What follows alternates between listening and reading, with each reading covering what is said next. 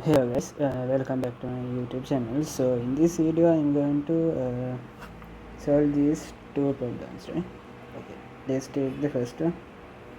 It is basically what is the they are asking is and what is the Laplace transformation of sin theta, right? This is ideal. Why it's not open?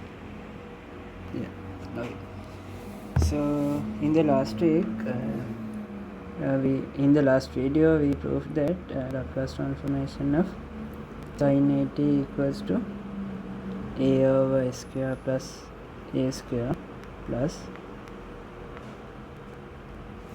Laplace transformation of cos at equals to s over s square plus a square.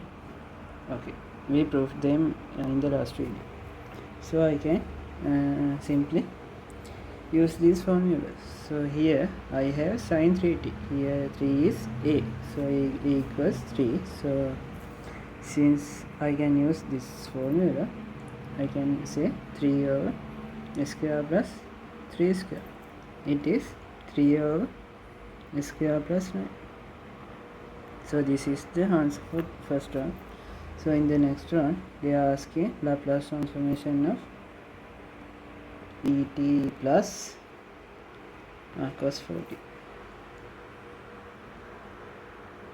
Since Laplace transformation is linear, I can write Laplace transformation of et plus Laplace transformation of cos 40. Laplace transformation of et, right? So it is 1 over s minus a. Here a equals 1, right? So it is s1 s minus 1 plus Laplace transformation of cos 40. So it is s over s square plus 4 square. So this equals to 1 over s minus 1 plus s over s square plus 16. This is the answer. So thank you for watching. Let's meet you guys in the new video. Thank you for watching.